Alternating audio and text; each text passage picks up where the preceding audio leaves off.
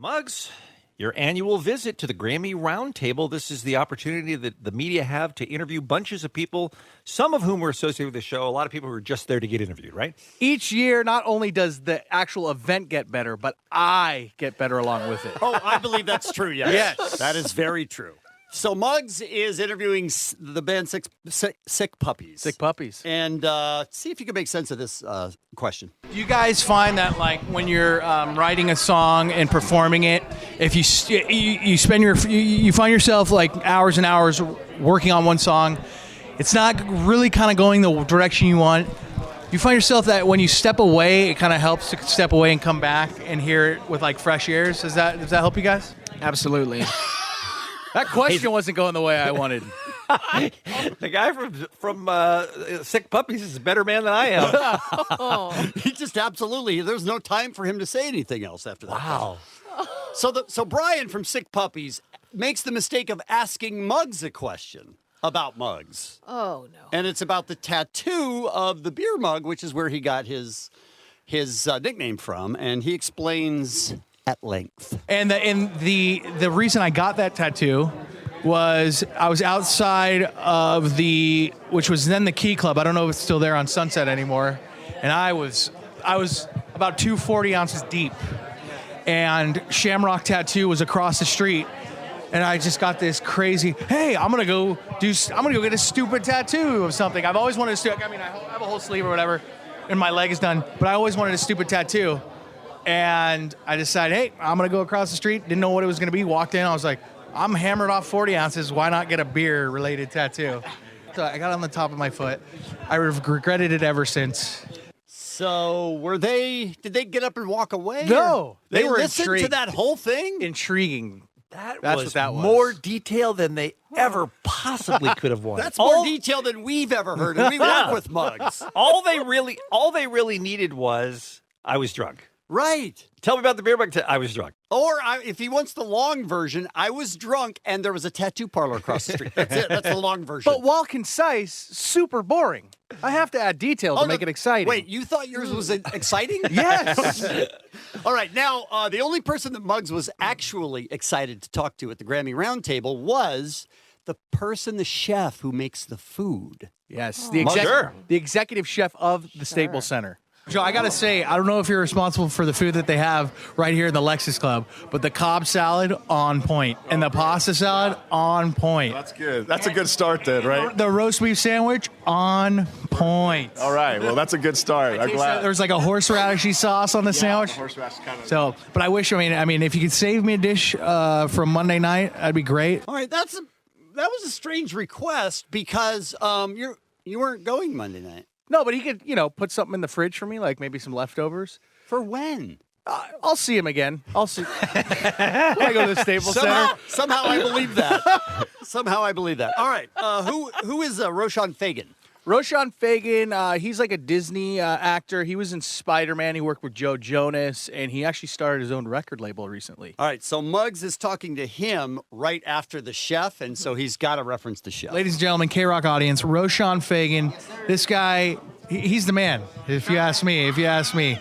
Enjoy the Grammys. Are you going to be at the show? Yeah, the show. I just talked to the head chef. There's going to be some bomb food. Come on, talking about food. I'm so ready for that. Got him excited. Look at that. You guys you bonded. did pump him up. Yeah. There are a lot of categories in the Grammys that you don't ever see for a good reason. And this, they give away 75 Grammys before the telecast. 75. Yeah, that's insane. Well, Muggs talked to one of them and asked maybe one of the best questions Muggs has ever asked. Best instrumental composition. I don't think I've ever met someone like you before who's been up for that nomination. Tell me about you. And I know it Wait, sounds... that was the end? Yes, I know it sounds like he was going to say something else. That's it. Nope. Tell me about you. And the weird upswing of you. Like, what? He waited for a second because clearly there was something else coming, but no, nothing. I am going to start asking that question in every interview we do. So then, it's been too long since Muggs has talked about himself. So now he starts talking to this guy about his dad and why he loves jazz, and it goes on for like a half hour. That's fantastic. You know what's funny, Richard? If I could share part of my life story, my dad was a huge influence on me. He never really played any. Actually, the only instrument he played was drum brushes on a cardboard box. But he's really into jazz, and he really he opened my palette for a lot of different types of jazz, slow jazz, smooth jazz, the classic, bluesy jazz. And I gotta say, I'm a drummer, and so am I. Nice. Yeah. Nice. I gotta That's say, where I started at. jazz drumming is probably one of the hardest drumming styles there is. Now, who are you talking to here, Muggs?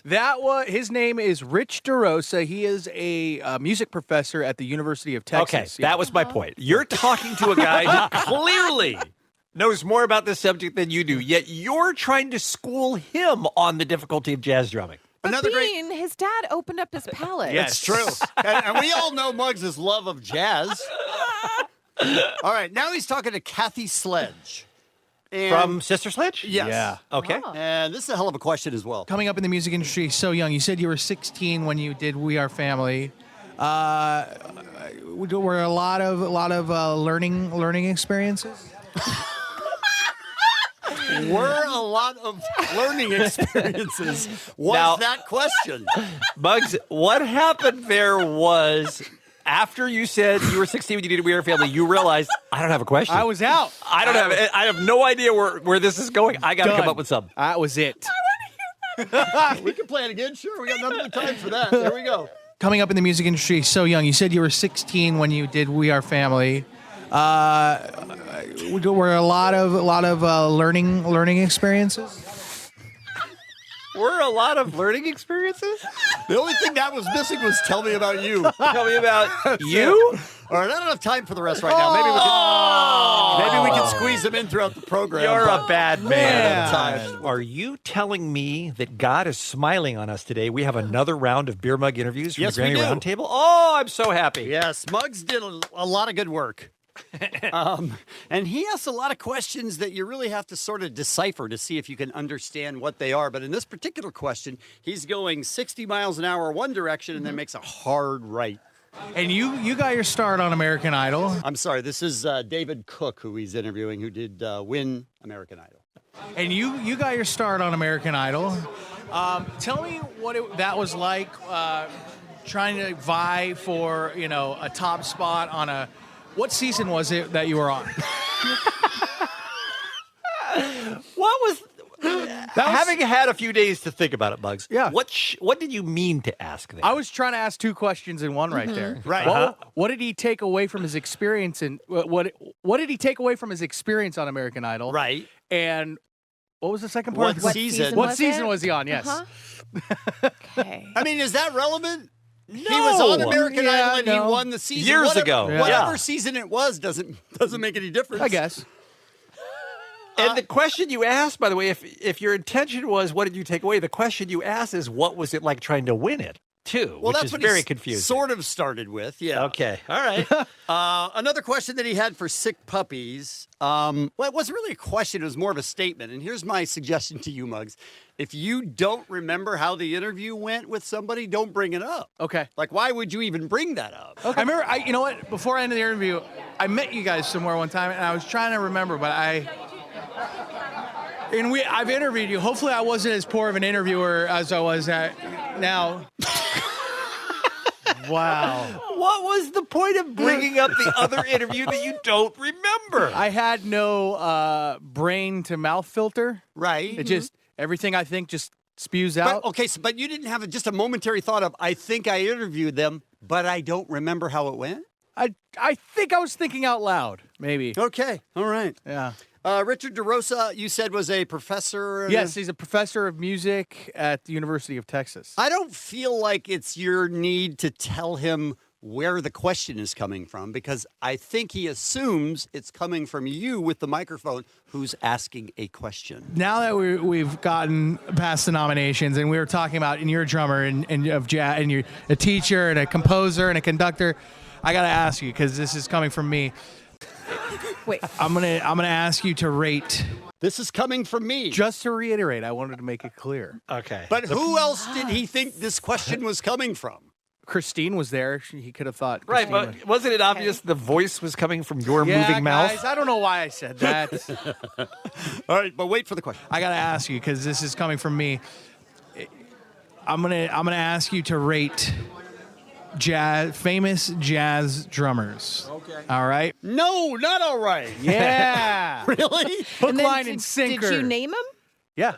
No. Yes. Muggs had plenty of suggestions. It went on for like I did. 3 minutes. Aw. I mean, it was just insane. I did. So you bonded with him. Yes. That's kind of nice. You want to know who I named? No. No. So Muggs talked to Kathy Sledge. We played a clip last hour. I don't know why he would bring up maybe the biggest fail of his Grammy interviewing career, which was the interview with Kool and the Gang. Now, I'm going to play the clip from last Thursday. Yeah. And then, Bean, I would like you to play the Kool and the Gang interview, Okay. which was All right. so good because he fumbles around, but I just want people to hear what he's bringing up. Did you ever work with Kool and the Gang? Yes. Yeah. Aren't they getting honored this year? Aren't they? No. Earth, Wind, and Fire is getting honored this year. That's Wind and Fire. But you want to hear a very funny story with Kool and the Gang? Yeah. Okay, so backstage, same area, same spot we are now. Why would a lady in Sister Sledge want to hear about your interview with Kool and the Gang, Muggs? Just so we can play the audio clip today. Nope. All right, here at the Grammy Roundtable with Ronnie and Kool of none other than Kool and the Gang. How you gentlemen doing? Well, wonderful. How are you? Fantastic. Now, correct me if I'm wrong, but one of your biggest hits goes a little something like this. Do a little dance, make a little love, get down tonight? No. Yep. He did. Yes, And he had like 2 more suggestions that Yes. were also not Kool and the Gang songs. I did that. Casey and the Sunshine Band, Kool and the Gang. You're all the same. thing. And the final question, Have you seen The People versus O.J. Simpson? I don't even know how that came up.